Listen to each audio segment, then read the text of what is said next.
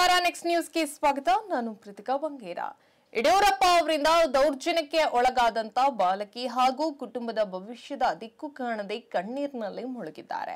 ಮೊಮ್ಮಗಳ ವಯಸ್ಸಿನ ಮಗುವಿನ ಮೇಲೆ ಕೈ ಹಾಕಿದ ಯಡಿಯೂರಪ್ಪ ಅವರ ಕೃತ್ಯಕ್ಕೆ ಟ್ವೀಟ್ ಮೂಲಕ ವಿರೋಧ ಪಕ್ಷದ ನಾಯಕ ಆರ್ ಅಶೋಕ್ ಅವರಿಗೆ ಹಲವು ಪ್ರಶ್ನೆಗಳನ್ನ ಮುಂದಿಟ್ಟಂತ ಸಚಿವ ಪ್ರಿಯಾಂಕ್ ಖರ್ಗೆ ಅವರು ತಿರುಗೇಟನ್ನ ನೀಡಿದ್ದಾರೆ.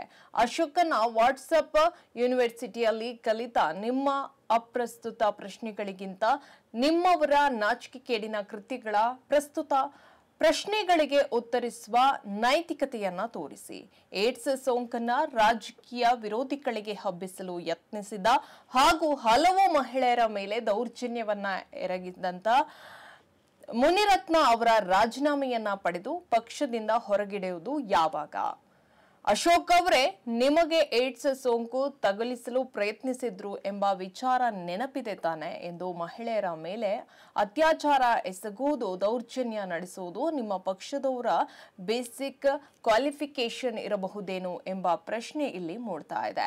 ಯಾಕೆಂದ್ರೆ ಮಹಿಳೆಯರ ಮೇಲೆ ದೌರ್ಜನ್ಯವನ್ನ ನಡೆಸಿ ಅತಿ ಹೆಚ್ಚು ಜನ ನಿಮ್ಮ ಪಕ್ಷದಲ್ಲೇ ಇರೋದು ಈಗ ಹೊಸತಾಗಿ ಬಿಜೆಪಿ ಮುಖಂಡ ಹಾಗೂ ವಿಧಾನಸಭಾ ಚುನಾವಣೆಯ ಅಭ್ಯರ್ಥಿಯೊಬ್ಬನ ಅತ್ಯಾಚಾರದ ವಿಷಯ ಹೊರಬಂದಿದೆ.